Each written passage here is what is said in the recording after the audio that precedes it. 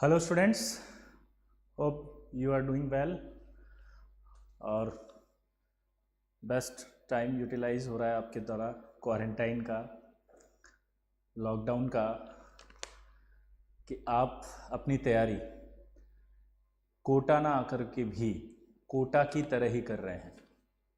ये एक बहुत अच्छा आपको न्यूक्लियस एजुकेशन की तरफ से एक अपॉर्चुनिटी आपको मिली है, तो आप इस अपॉर्चुनिटी को अच्छे से यूटिलाइज करें, ठीक है।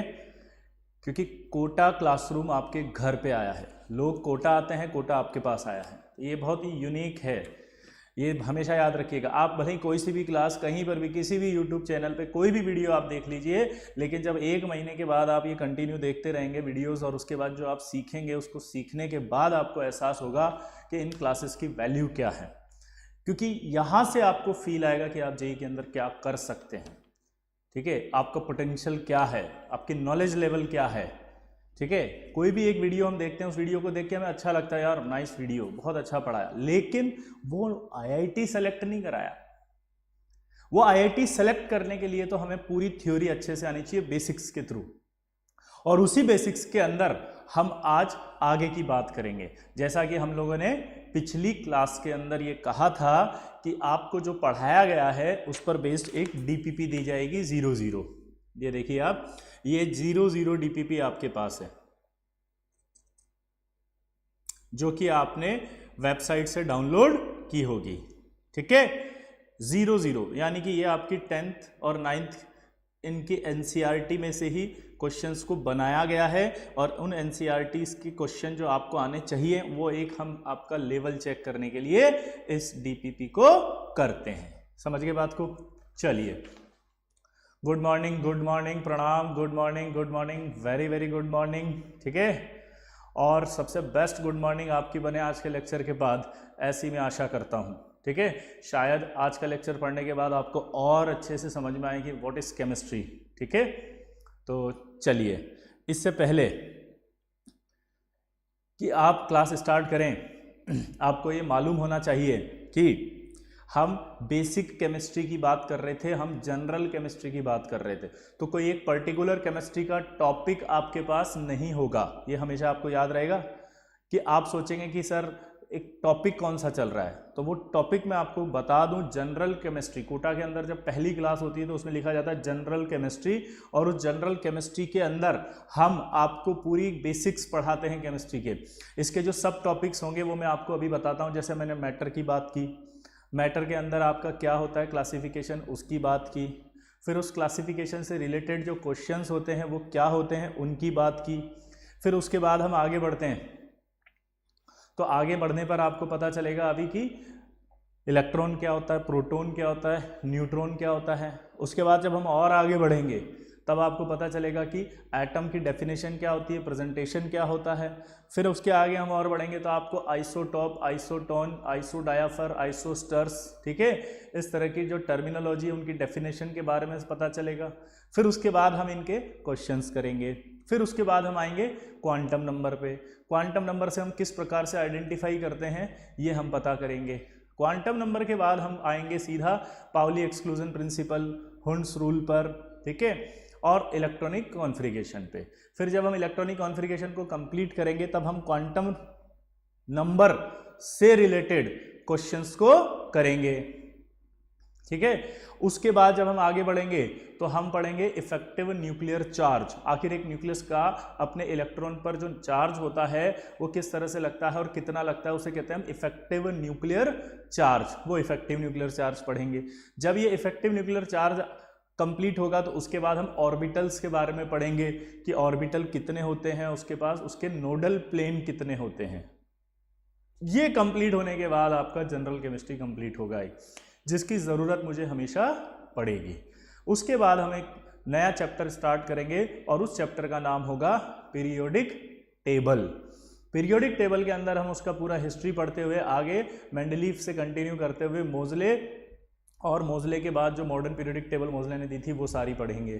फिर उसके बाद उसकी पीरियोडिक प्रॉपर्टीज़ आएंगी, और प्रॉपर्टीज़ के अंदर हम पढ़ेंगे, उसका नाम होगा आपका पहली एटॉमिक रेडियाई, दूसरी आयनाइजेशन एनर्जी, तीसरी इलेक्ट्रॉन गेन एंथैल्पी, चौथी इलेक्ट्रॉन नेगेटिविटी। फिर उसके बाद हम आगे पढ़ेंगे बोर्न-हेबर साइकिल, और बोर्न-हेबर साइकिल के बाद ये चैप्टर आपका कंप्लीट होगा पीरियोडिक टेबल का।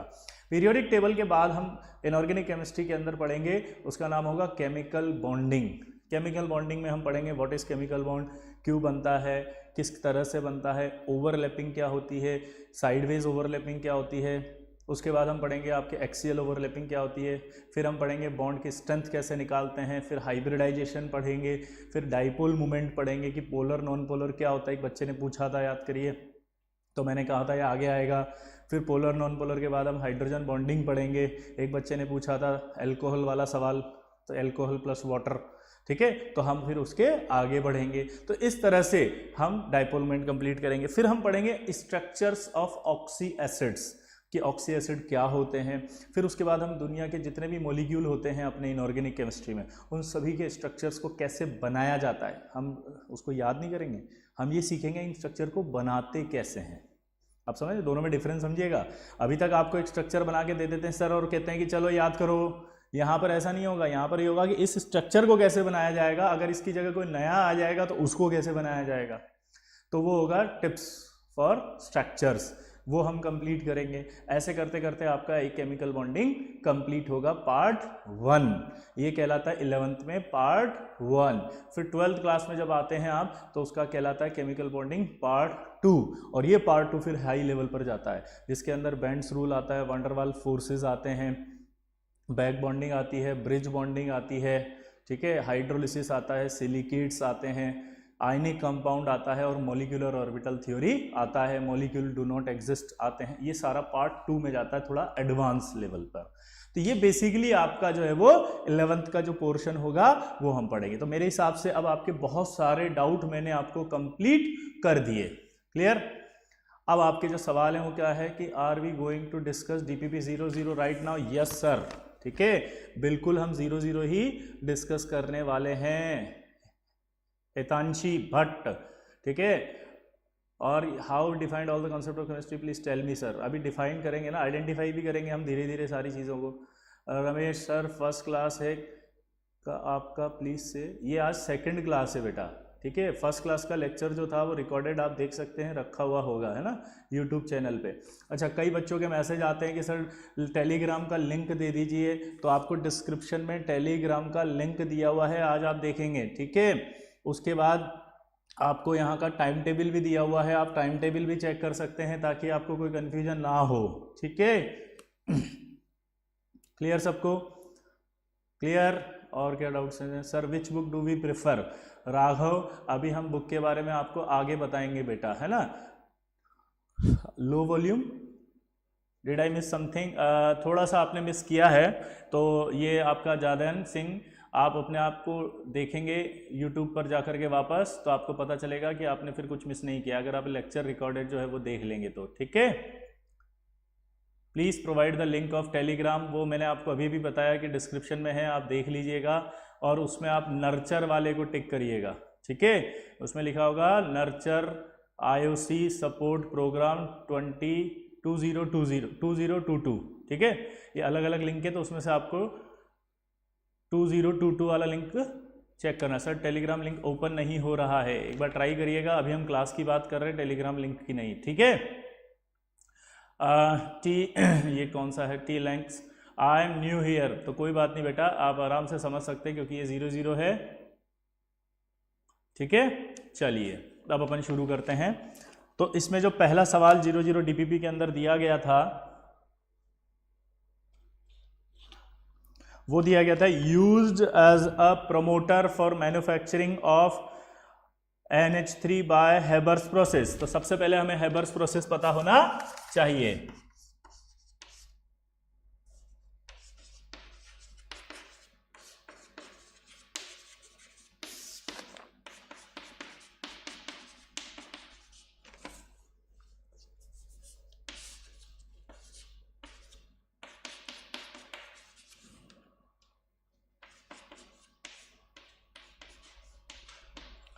ये हेबर्स प्रोसेस होता है जिसमें N2 और हाइड्रोजन, ये N2 और हाइड्रोजन मिलकर के अमोनिया का फॉर्मेशन करते हैं। नाइट्रोजन और हाइड्रोजन गैस मिलकर के क्या बना रहे हैं बताओ जल्दी, अमोनिया। तो अमोनिया जो बन रही है, इस अमोनिया की प्रिपरेशन का जो नेम होता है उसको ही कहते हैं हेबर्स प्रोसेस।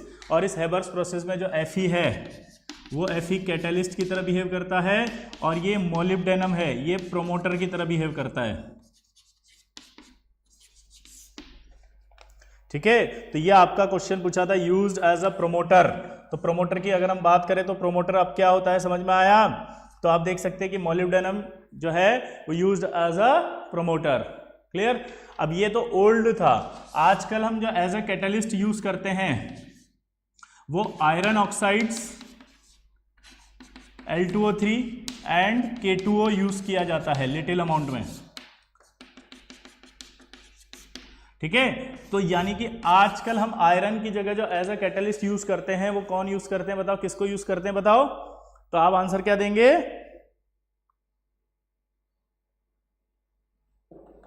क्या देंगे आंसर बताओ।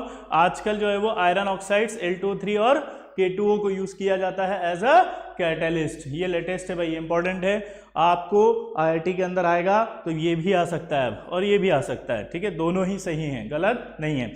तो मेरे हिसाब से पहले वाले का आंसर आपको पता चल गया होगा, used as a promoter for manufacturing of ammonia by Haber's process. ठीक है, ये किस किस का सही था। प्रोमोटर क्या होता है, वेरी गुड। एक होता है कैटलिस्ट जो रिएक्शन को आगे बढ़ाता है, ठीक है, लेकिन आफ्टर रिएक्शन वो खुद अनरिएक्टेड रहता है। कैटलिस्ट कभी भी रिएक्ट नहीं करता। प्रोमोटर जो होता है वो इस कैटलिस्ट की एक्टिविटी को बढ़ा देता है। प्रोमोटर क्या होता है जल्दी बताओ। प्रोमोटर कैटलिस्ट की एक्टिविटी को बढ़ा देता है। जल्दी बताओ प्रोमोटर क्या होता है, कैटलिस्ट की एक्टिविटी को बढ़ा देता है।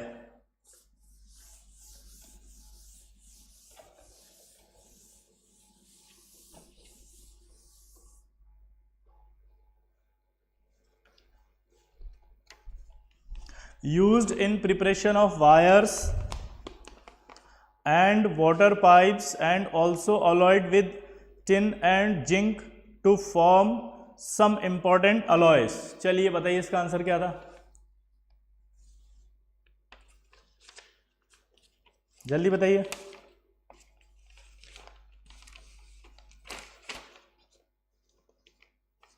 हाँ, very good, copper copper copper copper copper copper copper copper copper, अरे वाह वेरी गुड। तो इसका आंसर क्या था,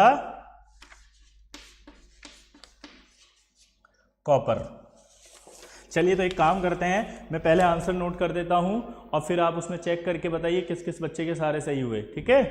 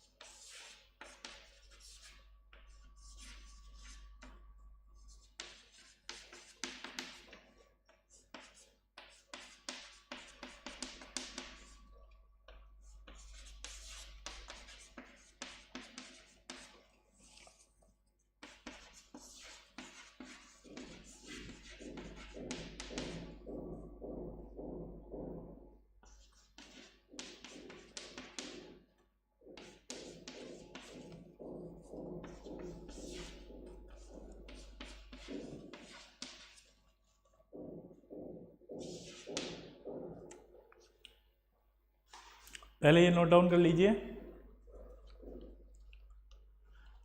ये बेटा अभी Santosh Kumar, what is vulcanisation, अभी हमने क्या डिस्कस किया बताइए। अभी हमने कहा कि हम पहले आंसर लिखेंगे।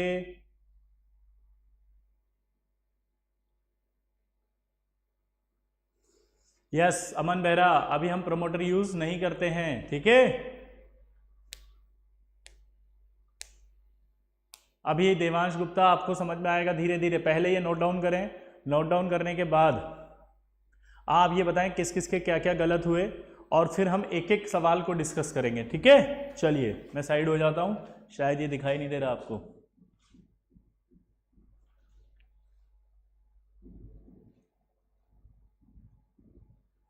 अमन Goyal, do you know Yatish Agarwal AIR 12 Surat से थे, ठीक है। उनकी बड़ी बहन जो थी वो यष्टि थी, ठीक है। सूरत से थे वो, 12 रैंक आई थी, न्यूक्लियस एजुकेशन के छात्र थे। उस दौरान न्यूक्लियस एजुकेशन ने टॉप 100 में 8 रैंक प्रोवाइड की थी, जिसमें 10वीं रैंक थी, और वो रैंक थी आपके लक्ष्य शर्मा की। 12वीं रैंक थी यतीश अग्रवाल की। अमन गोयल समझ में आया। उसके बाद अगली रैंक आई थी वहाँ से न्यूक्लियस एजुकेशन से 23, अगली रैंक आई थी 24, अगली रैंक आई थी 37, अगली रैंक आई थी 42, अगली रैंक आई थी 67, अगली रैंक आई थी आपके 98। तो इस तरह से टोटल हमारे पास टॉप 100 में 8 आई थी। तो Aman Goyal, I am his brother, wow very good. तो यतीश अग्रवाल से आप पूछ सकते हैं कि इन क्लासेस को आपको किस तरह से करना है, ठीक है यार। ये मिथिलेश कुमार, भाई व्हाट इज पॉजिटिव और नेगेटिव कैटेलिस्ट, पहली बात आप 10वीं क्लास में, ये सब समझ में आएगा अभी आपको। अभी आप सिर्फ हेबर प्रोसेस में कौन सा कैटेलिस्ट था ये 10वीं क्लास में आपने पढ़ा था, मुझे ये देखना था कि आपको ये आता है या नहीं, ठीक है। सब पढ़ाएंगे भाई, पेशेंस रखो, ठीक है। अमन गोयल से आप पूछ सकते हैं उसके भाई की अगर 12वीं रैंक आई थी IIT JEE में तो कुछ तो आई होगी, क्यों आई होगी, पढ़ा होगा इसीलिए तो आई होगी। शाम्भवी, अभी अभी हमने कहा कि हम पहले आंसर लिख रहे हैं, उसके बाद इन सबको एक्सप्लेन करेंगे एक एक को। पेशेंस रखो भाई, पेशेंस। व्हाट इज डिलिक्वेसेंट, अभी बताएंगे डिलिक्वेसेंट क्या होता है। चलिए पहले तो है ना तरीका समझिए कि कोटा क्लासरूम कोचिंग में हम लोग कभी भी कोई डिस्कशन करते हैं तो उसका तरीका क्या होता है, प्लीज समझना ध्यान से। इसका एक सिस्टम होता है कि सबसे पहले आंसर आपको दिए जाते हैं। सेकंड स्टेप होता है कि आप इन आंसर की हेल्प से अपने आंसर को चेक करते हैं। चेक कर लिए, चेक करने के बाद जो आपके गलत हुए हैं उनको हाईलाइट करते हैं। क्यों? क्योंकि ये IIT में 2 साल बाद जब आप पढ़कर जाएंगे तो आपको वो वापस से सारा पढ़ने की जरूरत नहीं है। वो जो हाईलाइटेड है वो आपने पढ़ लिए, उनसे आपका क्विक रिवीजन हो जाता है। समझ गए? शोएब अख्तर, कहाँ से आप? भैया हिंदुस्तान से हैं भाई, काहे पूछ रहे हो इतना यार, ठीक है हिंदुस्तानी रहने दो। चलिए अगला देखते हैं। तो मैं ये कह रहा था कंटिन्यू कि हम पहले आंसर देते हैं, ठीक। आंसर देने के बाद अब यहां पर जब मैं आपसे डिस्कस करूंगा तो मैं फिर से क्वेश्चन पूछूंगा कि अक्रॉस में फर्स्ट क्वेश्चन में किसको डाउट, थर्ड किसको नहीं समझ में आया, फिफ्थ किसको नहीं आया, इस तरह से मैं सारे बोलूंगा। यहां पे एक एक जो लिखा हुआ है वो सारा बोलूंगा भाई, और एक एक जो आपको डाउट आया उसका नंबर आप लिखेंगे, ठीक है। तो एक एक सब आप लिखेंगे मेरे से और मैं आपका सारे आंसर बताता जाऊंगा, ठीक। पेशेंस। चलिए मैं इसको रब कर दूं, अक्रॉस कंप्लीट।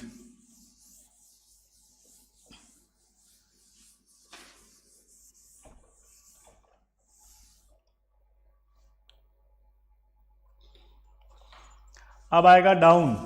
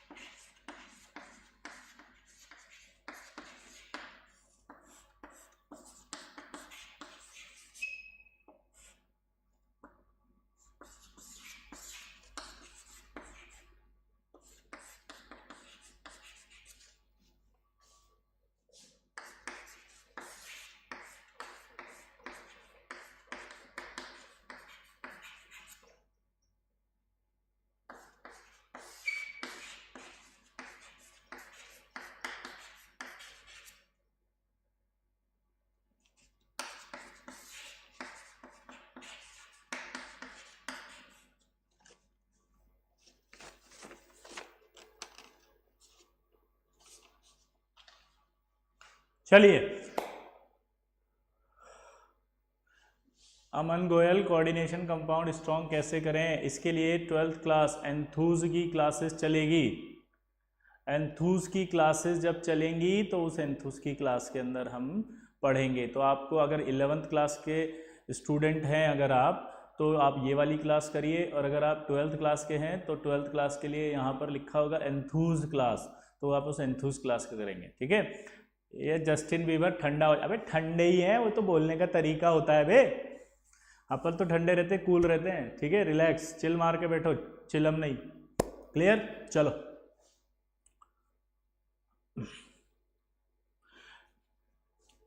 अभी आपको सिर्फ चेक करने, मैं सारे डाउट्स बताऊंगा आपके। ठीक है,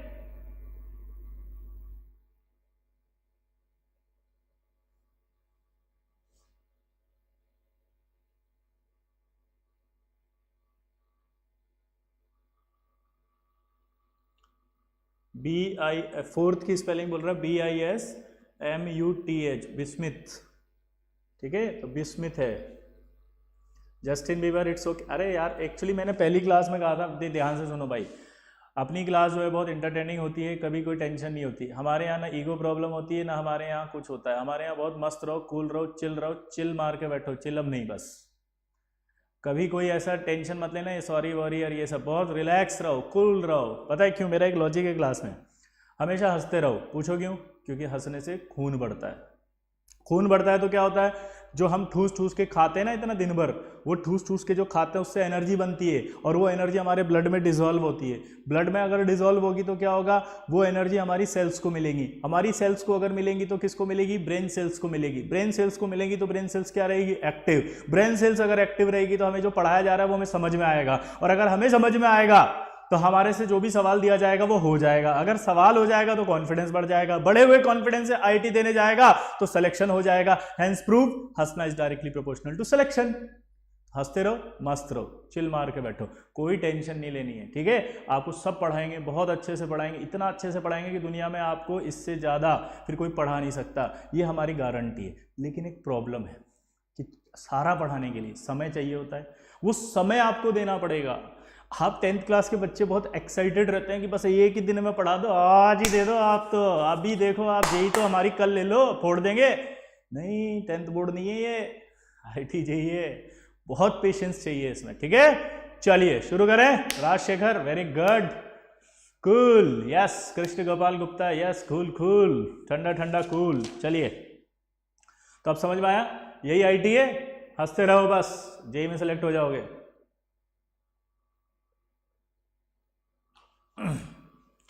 बायो भी सिखाते हो? अभी भैया थोड़ा बहुत तो आता ही होगा दुनिया में सभी को। हाँ, रैपिड फायर राउंड चालू करते हैं अब। चलिए, तो यहां पर हम शुरू कर रहे हैं अब फर्स्ट से। पहला, अब मैं सारे आंसर बोलूंगा, सब ढंग से बोलूंगा। ठीक है, चलिए।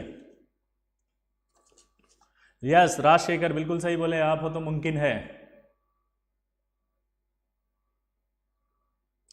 हाँ बेटा, दिनेश कुमार, हम सारी क्लासेस अपलोड कर रहे हैं, अभी आप देख रहे होंगे, तो अपन ने सारी क्लास, ठीक है, अपलोड की हैं। चलिए, अब मैं कह रहा था कि used as a promoter for manufacturing, तो मैंने आपको बताया था कि पहले वाले सवाल के अंदर, पहले वाले सवाल के अंदर आपका आया था कि used as a promoter for manufacturing, तो आपका आंसर था मोलिब्डेनम। दूसरा, used in the preparation of wire and water pipes and also alloy with tin and zinc. अब मेरा एक सवाल है, टिन और जिंक, ठीक है, तो पहली बात तो है कि यूज एज अ वायर, तो हमारी जितने भी आपके इलेक्ट्रिसिटी होती है, आपके उसके अंदर जो इलेक्ट्रिक वायर होते हैं, उन इलेक्ट्रिक वायर में जो हमारा एलिमेंट है वो एलिमेंट होता है कॉपर। लेकिन आपको यहाँ एक इंटरेस्टिंग बात बताता हूँ, अगर आप पूछेंगे मुझसे कि सर सबसे ज़्यादा कंडक्टिविटी किसकी होती है, तो कंडक्टिविटी सबसे ज़्यादा सिल्वर की होती है। ठीक है, कॉपर से भी अच्छी है। अगर हम कॉपर को हटा के सिल्वर लगाएं तो शायद हमारे जो है वो करंट और अच्छी आए। लेकिन बड़ा मज़ेदार बात पता है क्या है, वो ये है कि हम सिल्वर यूज़ नहीं कर सकते। क्यों? क्योंकि सिल्वर कॉस्टली होता है। ठीक है, अगर आपने वायरिंग बिछाई तो अगले दिन ही वायर गायब हो जाएंगे। हाँ, क्यों हो जाएंगे बताओ? क्योंकि वो चिल मारने की जगह आप क्या मारने लग जाओगे, उससे चिलम बेच के आ जाओगे उसको। ठीक है, तो आप सिल्वर कभी यूज नहीं करते, लेकिन कंडक्टिविटी ज्यादा किसकी होती है? सिल्वर की। ये समझ में आ गया? तो कॉपर। अब मेरा एक सवाल यहां पर था,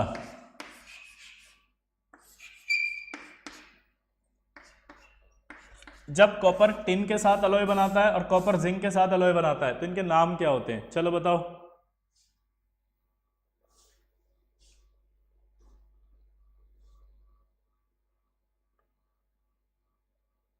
ये भैया रामनाथ महाजन आपने लिखा तो सही ब्रॉन्ज एंड ब्रास, लेकिन किसके साथ किसका मुझे पता नहीं चल रहा।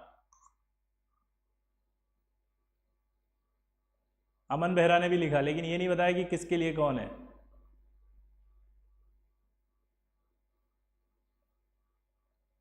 सीक्वेंस में आंसर दे रहे हैं क्या? हाँ, ये वेरी गुड। कविता कौशिक जी ने सही लिखा है, कॉपर और जिंक ब्रास। वेरी गुड, बहुत बढ़िया। और कोई करेक्ट करना चाहेगा इन्हें?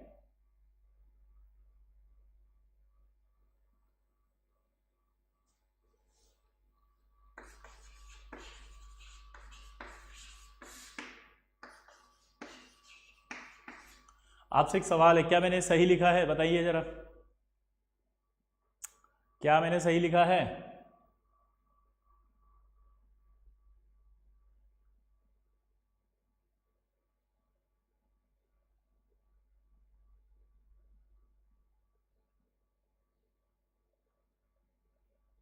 यस।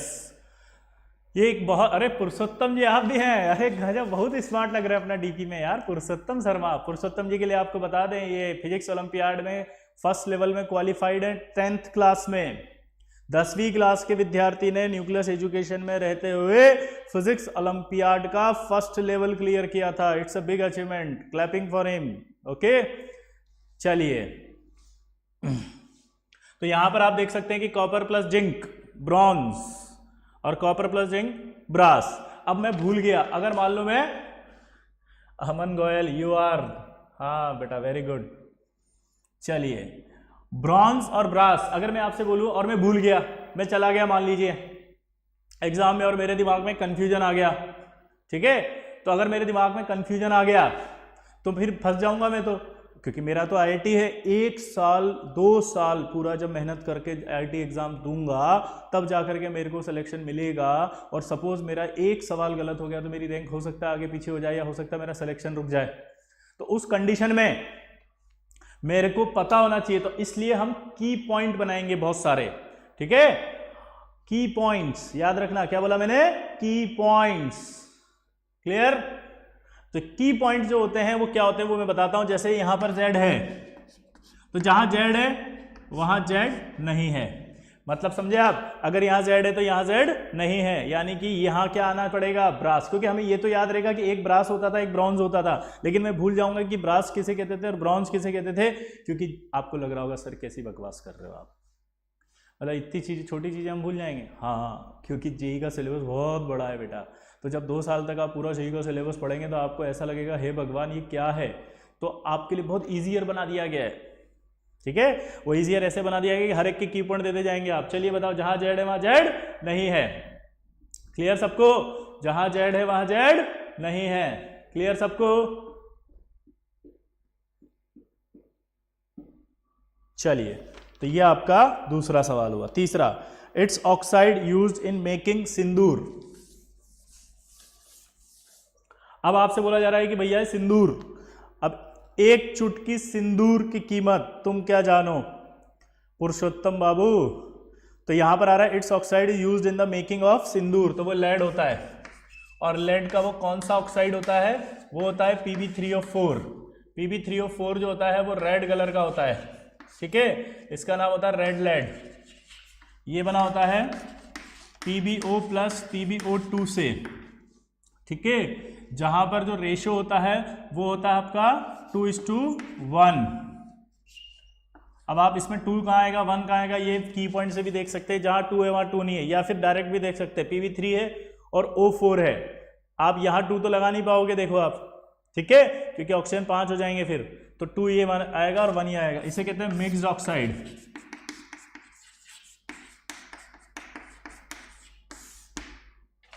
इसके बाद इसमें अगला लिखा हुआ है और वो लिखा है एंटी नॉकिंग सब्सटेंस।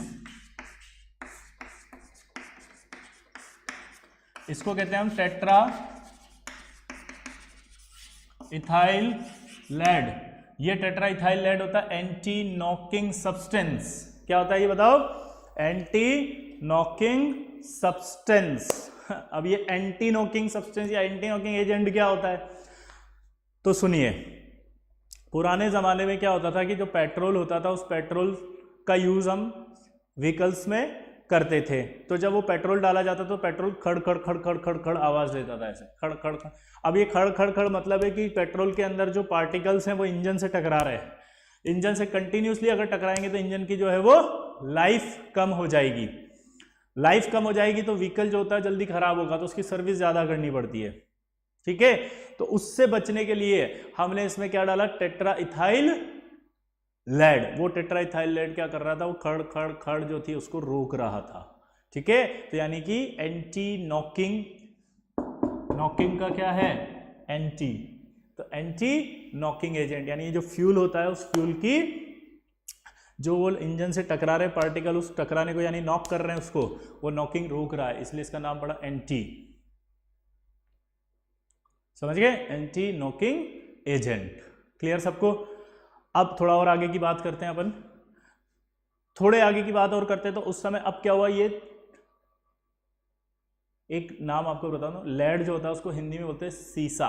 अगर आप कभी गांव के अंदर हैं या गांव में गए हैं या गांव में रहते हैं तो आप देखेंगे वहां जो पेट्रोल पंप हुआ करते थे पहले, वहां ऐसे लिखा था सीसा रहित petrol.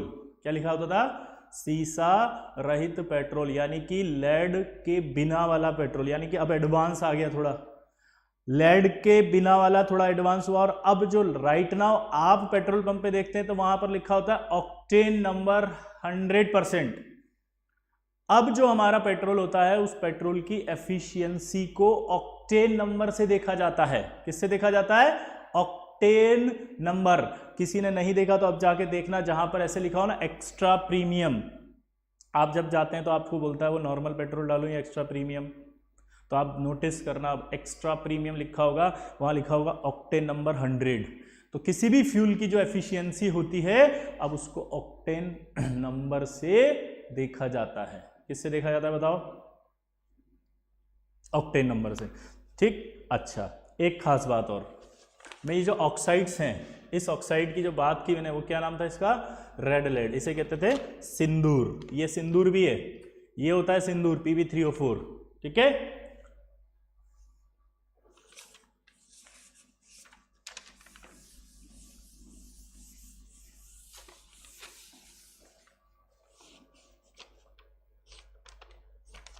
Substance use to make electric iron electrically insulated. आप सबको पता है माइका, माइका इंसुलेटर होता है। क्या होता है? अब देखो, अगर आपको नहीं पता हो तो मैं बताता हूं, आपको ध्यान देना। अगर आपने कभी इलेक्ट्रिक आयरन देखी हो जो लोहे की बनी हो, आयरन मतलब प्रेस किसकी बनी हो? आयरन की। तो जब एक प्लेट नीचे वाली होती है और उस पर एक हैंडल होता है आयरन का, तो उसके बीच में ऐसे माइका होता है, ये माइका की प्लेट है, ये लगा दी जाती है। इसको लगाने से फ़ायदा क्या होता है कि वो कंडक्टिविटी नीचे नहीं जाती। तो आप जब प्रेस को ऐसे टच करते तो आपको सिर्फ हीट नज़र आती है, हाँ गर्म हो गई प्रेस, आपको करंट नहीं आता है। ठीक है, लेकिन अगर ये लेयर ख़राब हो जाती है तो आप देखना कभी करंट आना लगता है। तो जब हम इसको सर्विस के लिए देते हैं तो वो क्या करता है इलेक्ट्रीशियन, वो उस प्रेस को खोलता है और वो माइका की लेयर को, नई वाली लेयर को फिट कर देता है। माइका क्या होती है? वाइट कलर की होती है। अगर आपने देखा हो कभी अपने क्राफ्ट वगैरह में चमक आती है ऐसे, तो वो चमक जो आप लगाते हो ना ऐसे, उस चमक को भी कहते हैं। क्लियर? अगला, substance use to make electric iron insulated. हो गया है? तो हाँ, ancient Egyptian made black eye makeup with this element, bismuth. आपने मम्मी रिटर्न्स देखी है मूवी, तो उसके अंदर देखो आप, यहाँ आंखों के आगे ऐसे ऐसे ब्लैक कलर का लगा होता था यूं। ठीक है, तो ये जो ब्लैक कलर का लगा होता था, ये ब्लैक कलर का किससे लगा होता था? वही वाली बात कर रही हैं। ठीक है, तो बिस्मिथ इसके लिए यूज करते हैं। अगला, pale yellow material used in the vulcanization of rubber. अच्छा, रबड़ की बात करते हैं। बचपन में हमने स्कूल के अंदर देखो रबड़ के कितने यूज किए थे। मान लीजिए ये रबड़ है आपका, तो आप क्या करते थे? इस रबड़ को जब रब करते थे तो ये ब्लैक हो जाता था, तो एक तो आप ऐसे ऐसे करके साफ कर लेते थे। ठीक है, कुछ बच्चे जो है वो ऐसे ऐसे साफ करने की बजाय जो वो ऐसे नाखून से उसको सही कर लेते थे।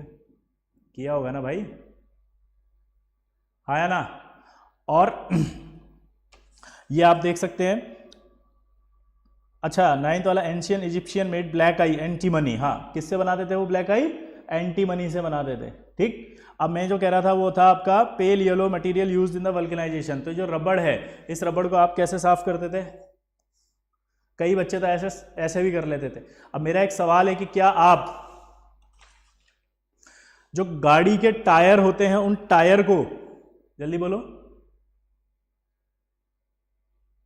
क्या उन टायर को आप ऐसे रबड़ छील सकते हैं? नहीं। क्यों? क्योंकि जो रबड़ होता है वो रबड़ एक ऐसे लेयर स्ट्रक्चर होता है।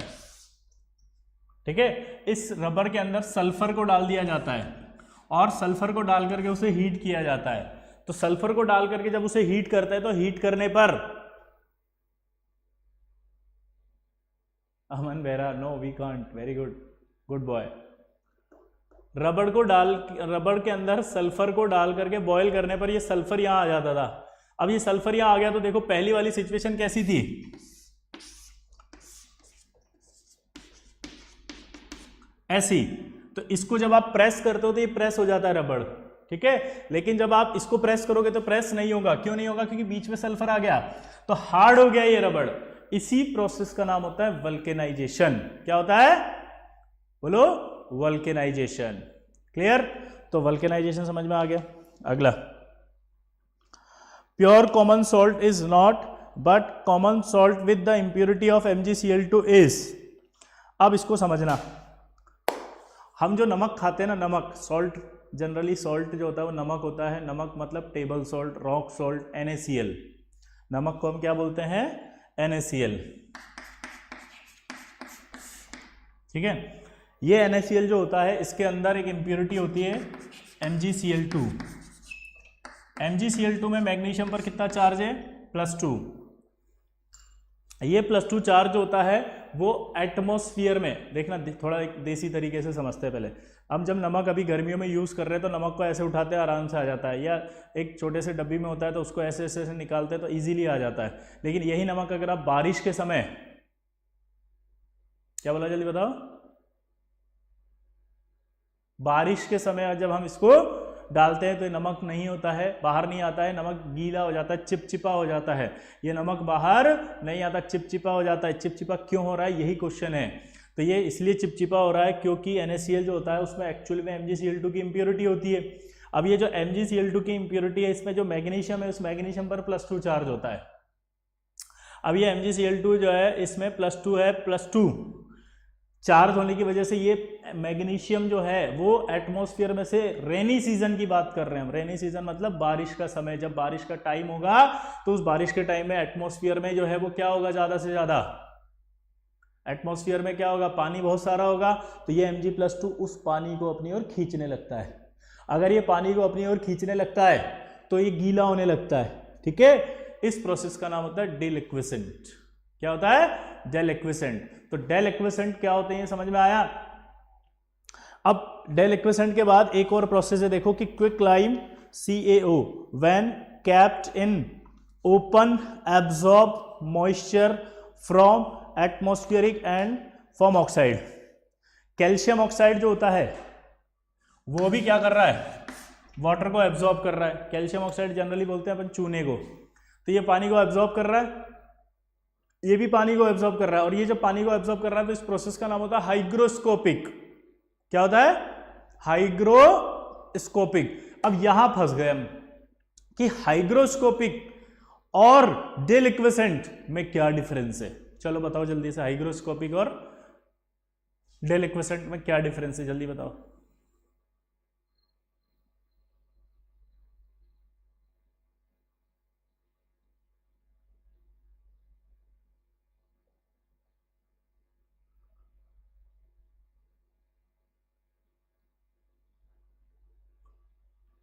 शौमली पहले मेरे क्वेश्चन का आंसर दो फटाफट।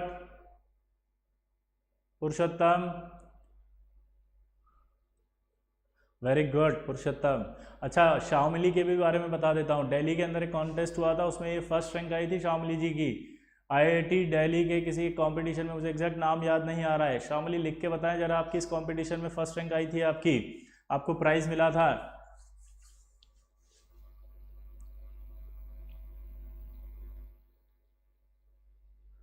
Hygroscopic is a substance that, Kamal Kishore Sinha, गलत है सिन्हा जी, बहुत गलत लिख दिए हो यार।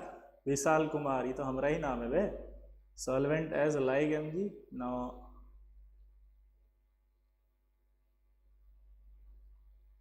अभी कम, थोड़ा सा गड़बड़ हो गया, बाकी ठीक था।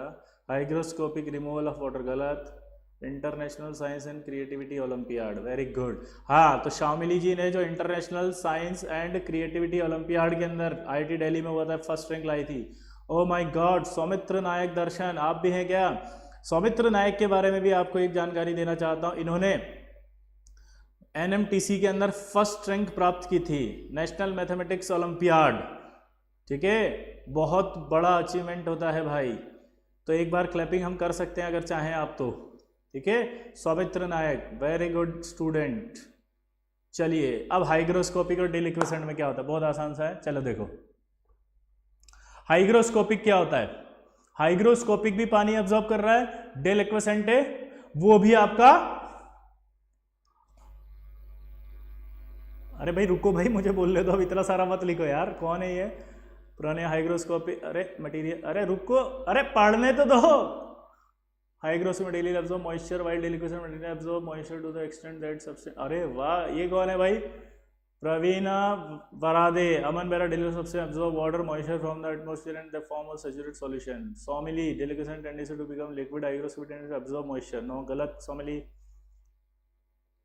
चलिए हम आगे बढ़ते हैं, इसको थोड़ा बहुत सिंपल तरीके से। कई लोग अच्छा बोल रहे हैं, कई लोग को आता भी है, वेरी गुड। टाइम का थोड़ा सा लिमिटेशन है तो मैं आंसर देने की कोशिश करता हूं, सुनो ध्यान से। हाइग्रोस्कोपिक पानी एब्जॉर्ब कर रहा है, डिलिक्विसेंट भी एब्जॉर्ब कर रहा है। अब पता है क्या होता है, डिलिक्विसेंट जब एब्जॉर्ब करता है तो एब्जॉर्ब वाटर के अंदर वो सब्सटेंस डिसॉल्व हो जाता है। एब्जॉर्ब वाटर के अंदर वो डिसॉल्व हो जाता है। जल्दी से बताइए क्या बोला? डिसॉल्व हो जाता है, डिसॉल्व। ठीक है, जबकि हाइग्रोस्कोपिक में जब वाटर एब्जॉर्ब होगा तो वो कंपाउंड एब्जॉर्ब वाटर में डिसॉल्व नहीं होगा। समझ गए? अब मैं भूल गया एग्जाम में, फिर से मेरे कंफ्यूजन आ गया। तो जब भी ऐसी कोई विषम परिस्थिति सताए तो एक ये जो आपको बचा है उसे की पॉइंट कहा जाए। यहां की पॉइंट लगाएंगे, आंसर पाएंगे। डी से डी मिलाओ, आंसर पाओ। Deliquescent, dissolve, D dissolve, D dissolve, D dissolve. तो एच में क्या होगा? डिसॉल्व नहीं होगा कंपाउंड। ठीक है, समझ में आया सबको? तो डिलिक्विसेंट सब्सटेंस क्या होते हैं? जिनमें पानी एब्जॉर्ब करते हैं मॉइस्चर से और वो उस कंपाउंड उस एब्जॉर्ब वाटर में डिसॉल्व हो जाता है। एब्जॉर्ब वाटर में क्या हो जाता है? वो डिसॉल्व। इसीलिए नमक चिपचिपा होता है, लेकिन चूना नहीं होता चिपचिपा। चूने को जब हम खरीदने जाते हैं तो चूना सूखा सूखा ही होता है, चूना गीला गीला नहीं होता है बारिश के समय में। क्लियर सबको? आया ना? यही आईटी है, उत्कर्ष प्रभात, यस यही आईटी है। तो आपको आईटी के बारे में एग्जैक्ट समझ में आना चाहिए। क्या हाइग्रोस्कोपिक में डिसॉल्व नहीं होगा और इसमें डिसॉल्व हो जाएगा। चलिए नेक्स्ट।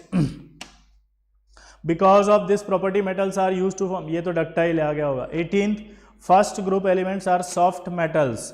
स्टडी ऑफ हाइड्रोकार्बन, ये तो मैंने पहले ही बता दिया था आपको, organic. along with the chromium, this metal is a major component of the alloy nichrome. nichrome याद रहेगा, इसका भी की पॉइंट है।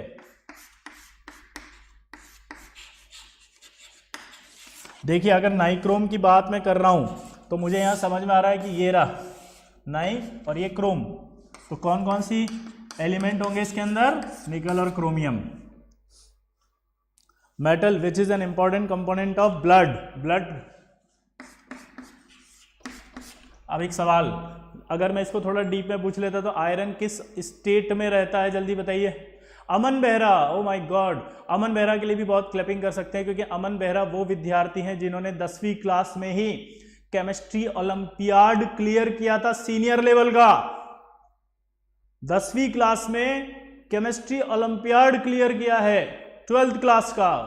वेरी गुड, बहुत इंटेलिजेंट।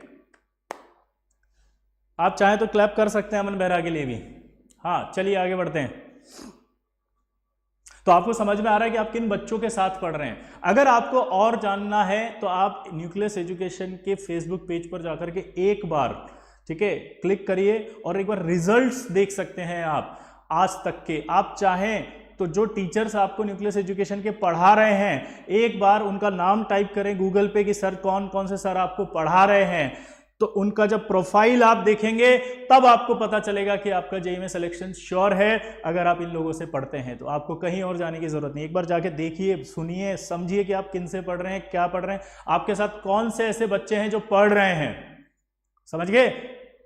तो आपको और अच्छा लगेगा कि आपका जो ग्रुप है, पीयर ग्रुप है, वो एक ऐसा ग्रुप है जो वाकई सीरियस है जेईई के लिए, जेईई एस्पिरेंट है और वो बहुत अच्छी रैंक लाने वाले हैं। आप उन सबके साथ जब मिलके पढ़ेंगे तो नो डाउट आप भी बहुत अच्छा कर पाएंगे।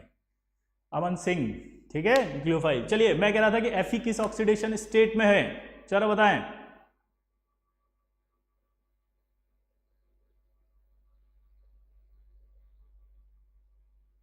Anshul Jindal, thank you. हाँ चलिए बताइए, ऑक्सीडेशन किस, एफई किस ऑक्सीडेशन स्टेट में होगा, जल्दी बताइए प्लीज।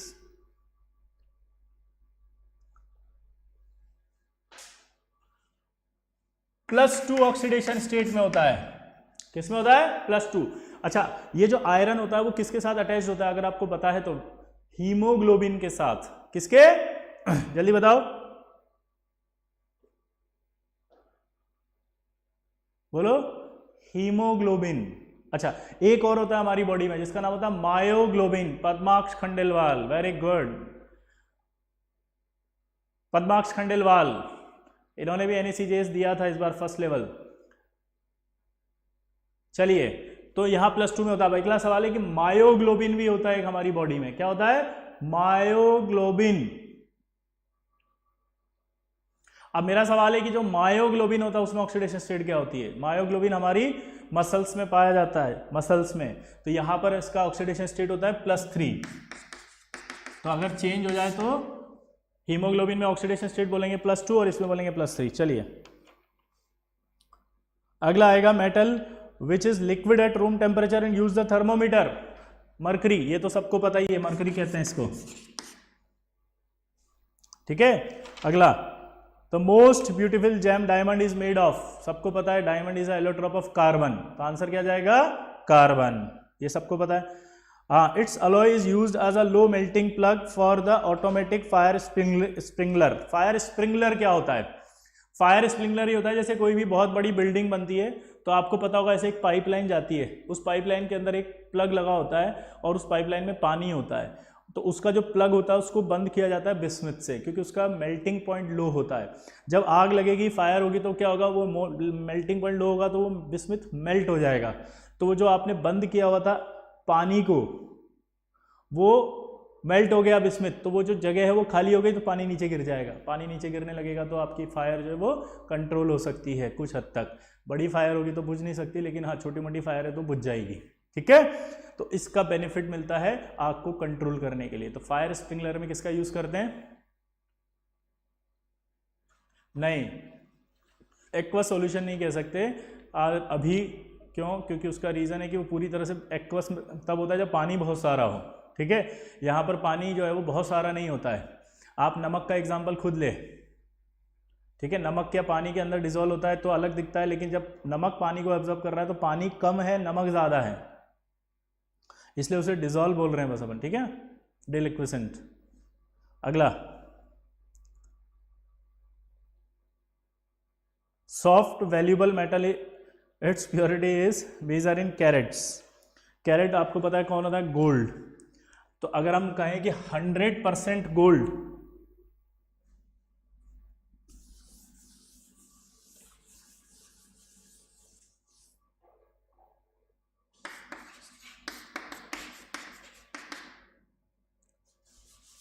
अगर गोल्ड की बात करें तो 24 कैरेट। लेकिन अगर मैं 100% सिल्वर की बात करूं तो क्या होगा? इसकी मेजरमेंट कैसे करते हैं, चलो बताओ, सोचो।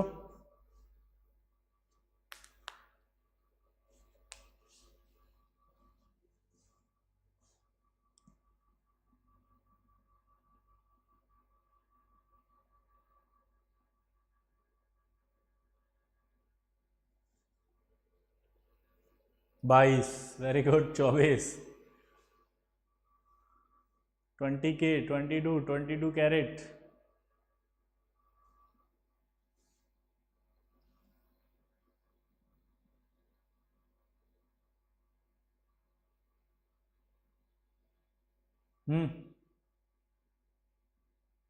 गलत, गलत, सौमित्र राज बताएगा, सौमित्र, चलिए आप बताइए, शौमिली आप बताइए, आंसर बताइए फटाफट फटाफट अपना, महनदीप अगर आप हैं तो बताइए, अमन बेहरा आप बताइए, अमन बेहरा तो बता देगा, केमिस्ट्री ओलंपियाड क्लियर किया है तुमने तो। नहीं, अमन का भी सही नहीं है।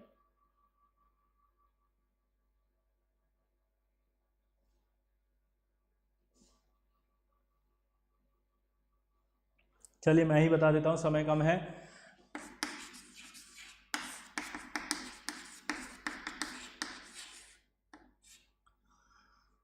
%100 सिल्वर मतलब होता है 1000 फाइन सिल्वर, ठीक है। ये आपको पैरामीटर्स याद होने चाहिए, क्योंकि सवाल आपसे पूछेगा कि 18 कैरेट गोल्ड की प्योरिटी क्या है। बताओ 18 कैरेट गोल्ड कितना प्योर होगा? 18 कैरेट गोल्ड कितना प्योर होगा? महनदीप परिदा गलत, महनदीप परिदा भी आ गए हैं, इनके लिए भी मैं आपको बता दूं 10वीं क्लास के अंदर इन्होंने फिजिक्स ओलंपियाड क्लियर किया था 12वीं का, और सेकंड लेवल के लिए मात्र कुछ नंबर से रह गए थे, आई थिंक 2 या 3, ठीक है, वरना ये अभी इंडिया को रिप्रेजेंट करने वाले होते। क्लियर?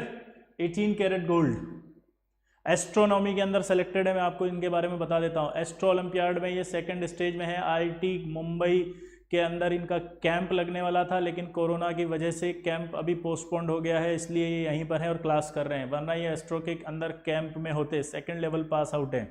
चलिए 75%, तो अगर ये मीजर आपको याद हो गए तो आप आसानी से आंसर निकाल सकते हैं, ठीक है। Next,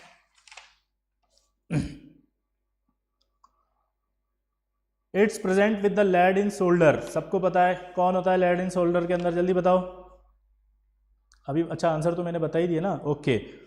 tin, alum on getting exposed gets converted to powdered by losing water of hydration of this property, तो इसको अपन क्या बोलते हैं जल्दी बताओ। अभी लिखा था अपन इफ्लोरेसेंस। इफ्लोरेसेंस क्या होता है? जब किसी कंपाउंड को हम मतलब एयर के अंदर रखते हैं तो उस एयर में रखने पर उसका जो वाटर होता है वो वाटर लूज करने लग जाता है वो, ठीक है।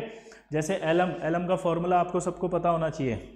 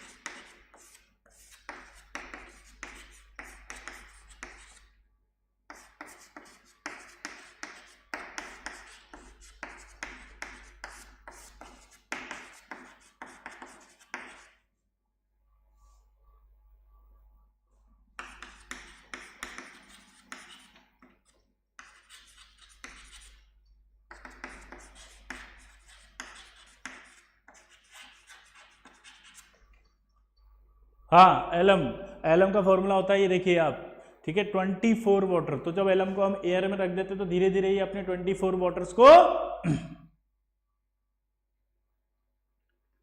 ठीक है, 24 वाटर को लूज कर देता है। इसी को क्या कहा जाता है? इफ्लोरेसेंस। ठीक है, और इस तरह के सब्सटेंस इफ्लोरेसेंट कहलाते हैं। तो ये इफ्लोरेसेंट होती है एलम, क्योंकि ये एयर के प्रेजेंस में यानी एयर में छोड़ने पर या एक्सपोजर ऑन एयर ये अपने हाइड्रेटेड वाटर मॉलिक्यूल्स को लूज करते हैं। इसमें ये जो होता है मोनोवेलेंट कैटायन होता है, जिसमें एक ऑक्सीडेशन स्टेट हो, यानी कि +1 ये, और यहां जो होता है M' ये ट्राईवेलेंट होता है, यानी +3 ऑक्सीडेशन स्टेट। अब एलम का नाम कैसे देते हैं? Naming of alum.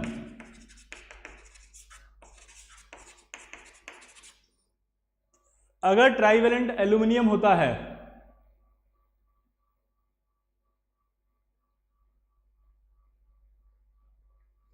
अगर जल्दी बोलो, ट्राईवेलेंट एल्यूमिनियम होता है तो नाम मोनोवेलेंट के बेसिस पे दिया जाता है, इसलिए नाम इसका देखो आप पोटाश एलम। लेकिन अगर ट्राईवेलेंट आपका एल्यूमिनियम नहीं है तो फिर इसका नाम जाता है ट्राईवेलेंट के नाम पे, और ट्राईवेलेंट के नाम पे क्या नाम गया? Chrome alum. दोबारा से सुनेंगे, अगर ट्राईवेलेंट एल्यूमिनियम है, दोबारा बोलो, अगर ट्राईवेलेंट एल्यूमिनियम है तब तो नाम मोनोवेलेंट से, और अगर एल्यूमिनियम नहीं है तो नाम किससे जाएगा? फिर ट्राईवेलेंट के नाम पे। क्लियर? एक और बात, अगर एल्यूमिनियम है तो नाम किसके बेसिस पे जाएगा? मोनोवेलेंट। तो मोनोवेलेंट फिक्स हो गया यहाँ पे। यहाँ पोटाश एलम बोलते ही मुझे क्लियर हो गया कि मोनोवेलेंट पोटेशियम है और ट्राईवेलेंट एल्यूमिनियम है। लेकिन जब मैंने क्रोम एलम बोला तो मुझे सिर्फ ये पता चला कि ट्राईवेलेंट क्रोमियम है, मोनोवेलेंट कौन है ये नहीं पता। मोनोवेलेंट कुछ भी हो सकता है, पोटेशियम, अमोनियम, ठीक है, सोडियम, कुछ भी। क्लियर सबको? चलिए एक एग्जांपल और होता है इसका, एक तो क्या बहुत सारे होते हैं, ये इसको कहते हैं हम blue vitriol copper sulphate.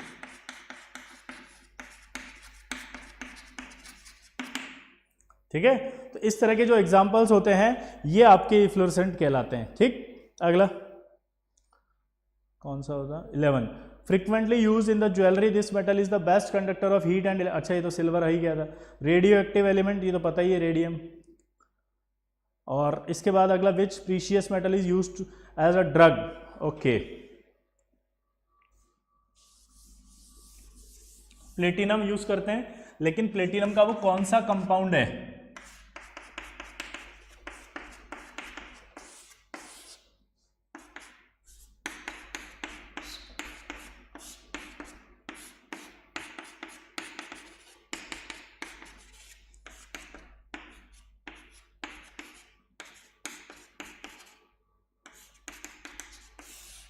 Cisplatin.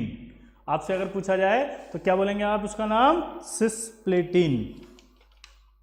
अगला देखो, इसके बाद कह रहा है कि विच प्रीशियस मेटल, अच्छा हो गया, element which is used in the fuel in the nuclear reaction. Nuclear reaction में आपको पता है यूरेनियम होता है। और name of an element, a valley near Saint John, Silicon Valley. आपको सबको पता होगा, जहां आप जाने की इच्छा रखते हैं, माइक्रोसॉफ्ट, गूगल, जितनी बड़ी बड़ी कंपनियां हैं सब वहीं पर है, फेसबुक। ठीक है, तो सिलिकॉन वैली। ठीक, तो ये आज आपका DPP 00 कंप्लीट। अब जो कल हमने पढ़ा था उस पर बेस में कुछ सवाल दे रहा हूं, आप घर से करके लाएंगे।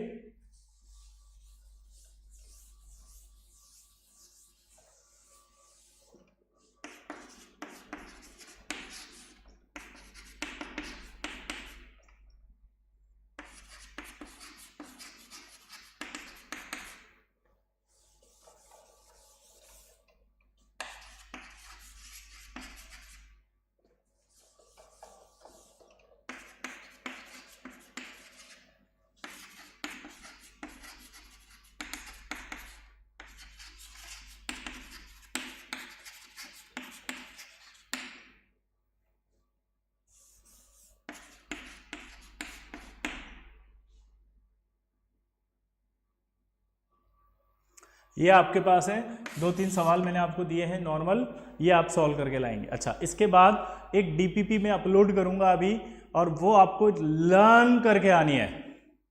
क्या बोला, जल्दी बताओ? वो DPP आपको, जल्दी बोलो,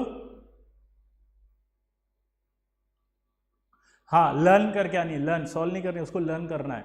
फिर उस पर बेस्ड में आपका टेस्ट लूंगा। ठीक है, मतलब वो अपलोड कर दूंगा तो आप उसको सॉल्व करेंगे। ठीक है, क्लियर? बाकी नेक्स्ट पे पढ़ेंगे। Thank you.